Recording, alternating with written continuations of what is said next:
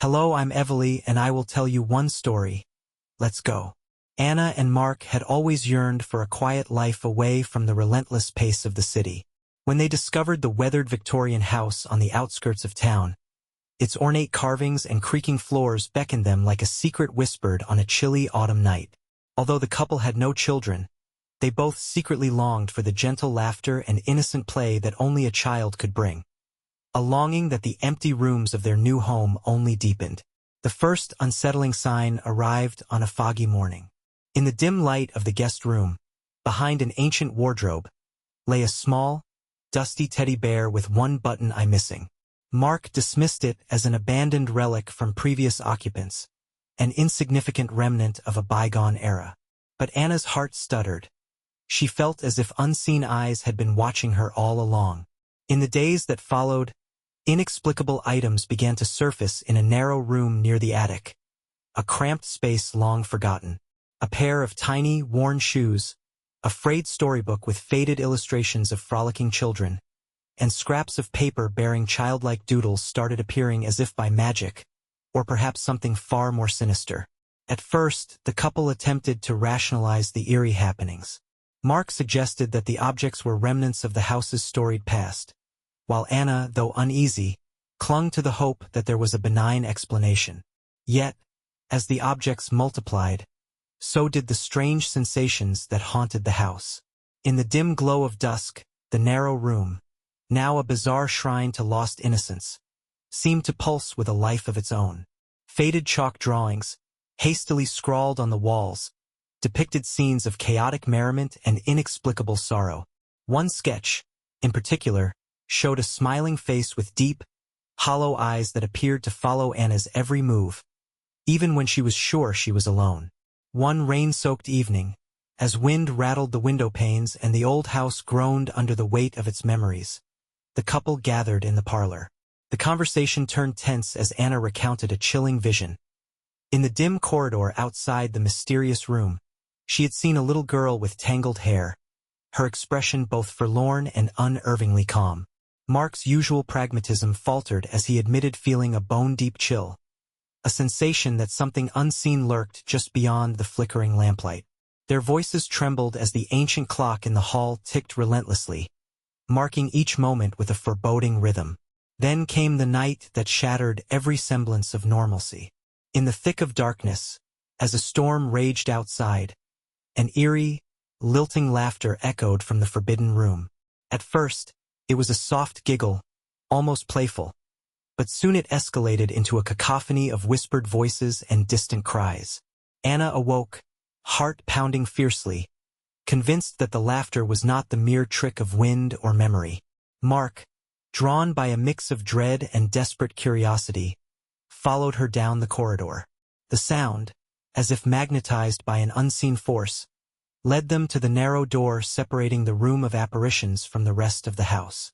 With trembling hands, Anna reached for the cold, iron doorknob. As the door creaked open, it revealed a room bathed in a ghostly luminescence. Toys lay scattered across the floor, their once vibrant colors now muted by layers of dust and time. In one shadowed corner, a wooden rocking horse swayed rhythmically, its creaks harmonizing with the disembodied laughter. The air was heavy with an unplaceable odor, a mingling of must, decay, and something faintly floral, like the lingering scent of wilted lilacs. For a suspended moment, the world outside seemed to vanish, replaced by a palpable, suffocating dread. In that room, every element conspired to unsettle them further. The soft thud of a ball against the far wall, the faint rustle of what might have been paper, and the subtle clatter of tiny footsteps together wove a tapestry of terror that was both inexplicable and inescapable. Mark's rational mind raced for an explanation, yet every instinct told him that the room harbored a presence that defied the natural order. A presence that might have been waiting silently for them. A sudden, inexplicable chill swept over Anna as she noticed something even more disturbing. On a small table lay a collection of children's drawings, each one depicting scenes of eerie playfulness intertwined with hints of despair. One drawing showed a crumbling mansion under a stormy sky, with ghostly silhouettes of children playing in its ruined courtyard. Another featured a pair of eyes peering out from a dark void, as if watching every move. The meticulous detail in these works, despite their crude execution, suggested that whoever or whatever had made them was intimately familiar with the house's secrets. As the couple stood paralyzed, the oppressive silence of the room shattered once more, a sudden sharp noise like the slam of a door in a long-abandoned hallway. It was as if the house itself had taken a deep, malevolent breath and was readying itself for something dreadful. In that heartbeat of terror, Anna and Mark understood that the mysterious appearances were not random accidents or vestiges of a forgotten past. They were the deliberate, eerie manifestations of a force that had dwelled in the house long before they arrived and which now had its cold, calculating eyes fixed on them. A final, almost inaudible whisper echoed from the darkness, a voice so soft it might have been imagined yet filled with an unmistakable warning. In that moment, as the door slammed shut behind them with a resounding finality, the couple realized that their sanctuary had become a prison of spectral horrors and the true nightmare was only beginning to unfurl its terrible wings. The relentless pounding of their hearts echoed through the corridors as Anna and Mark stood before the closed door, the whisper lingering like a curse. In that oppressive silence, the house seemed to breathe, its ancient walls murmuring secrets that only the dead could understand. With no clear path of escape, the couple found themselves trapped within a labyrinth of memories and phantoms where every step led them deeper into an unimaginable nightmare. Unable to retreat, Mark and Anna resolved to confront the mysterious forces plaguing their home. They began by retracing their steps back to the narrow room, hoping to uncover an explanation, a rational solution hidden among the scattered remnants of a past long forgotten. But as they moved cautiously through the dim corridors, the once familiar house transformed into a distorted maze. Corridors elongated and twisted, doors appeared where there had been none, and shadows moved with a will of their own. Their first encounter came unexpectedly. In the cold, murky light of the hallway, a spectral figure materialized, a young boy, his eyes deep and sorrowful, clad in tattered clothing.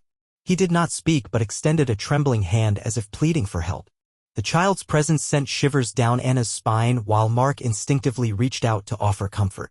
Yet, before either could bridge the gap between the living and the lost, the figure evaporated into a swirl of dust and sorrow, leaving behind an echo of distant weeping that resonated with their own unspoken fears.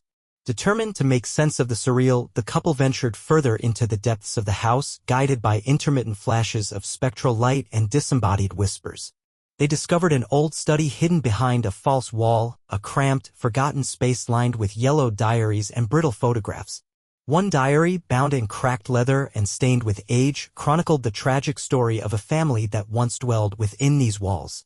The entries recounted a cascade of misfortunes, a sudden disappearance of a daughter, unexplained accidents, and an overwhelming presence that had slowly driven the family into despair. The final entry ended abruptly with frantic scribbles and a final, haunting note: "They come for the children even when they are not here." As the couple pored over the diary's contents, the air grew colder and a palpable dread descended upon the room. The silence was punctuated by an almost imperceptible tapping at the window, a rhythmic, deliberate pattern.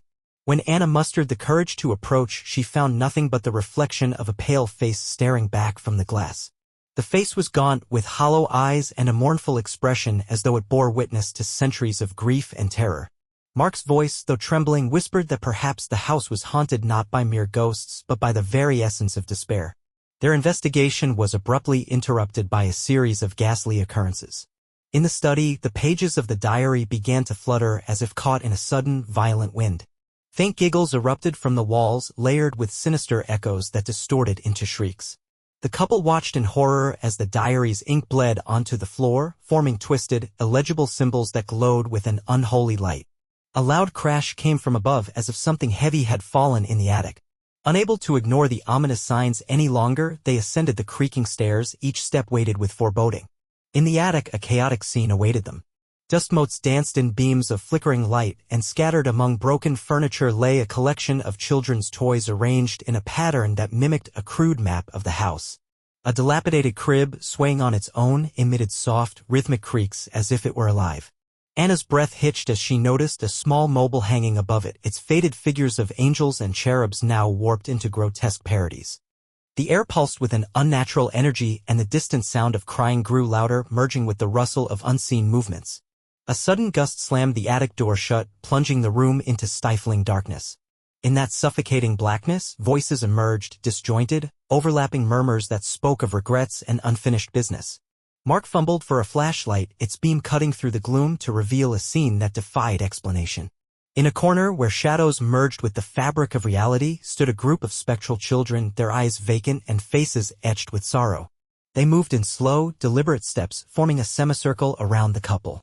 One of the apparitions, a girl with tangled hair and a dress that seemed to weep with decay, approached slowly and extended a finger toward Anna as if inviting her to share in an eternal secret.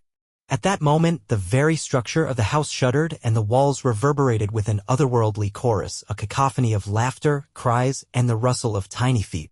The floor beneath them quivered and the couple clutched each other in terror as the room began to distort, bending and twisting as if reality itself was unraveling. Time lost its meaning, and every sound, every shadow, carried the weight of 1,000 whispered curses. In the midst of this chaos, Anna recalled the diary's chilling final note, realizing that the apparitions were not merely echoes of the past but manifestations of an ancient force, a relentless hunger for the innocence they had never possessed. With mounting desperation, Mark urged Anna to flee, to abandon the cursed house before it consumed them entirely. But the very exit they sought had vanished, replaced by a corridor that led deeper into a maze of despair. The spectral children advanced, their movements slow yet inexorable, while the anguished voice of the long-lost family echoed around them as if the house itself was lamenting its own cursed fate. In a final, heart-wrenching crescendo, the attic was swallowed by a blinding light, and the sound of children's laughter transformed into a blood-curdling scream, a scream that would haunt the corridors of the house long after the night had passed. In that moment, as the couple found themselves caught in the grip of an unspeakable terror, they understood that some places are not meant for the living. The house, with its shifting walls and spectral inhabitants, was a portal to a realm where innocence was forever lost and where the past clawed its way into the present. The horror was not confined to a single room or a single family's tragedy, it was a malignant force that thrived on the very essence of hope, consuming all in its path. And as the light dimmed and the darkness reclaimed its domain, Mark and Anna faced the unthinkable, a fate sealed not by their own actions but by a legacy of sorrow that had been waiting patiently in the shadows. The final truth, whispered on the wind and etched in the silence of the night, was unmistakable. The house was alive, and it had no intention of letting its new inhabitants go. Thank you very much and see you all in the next video.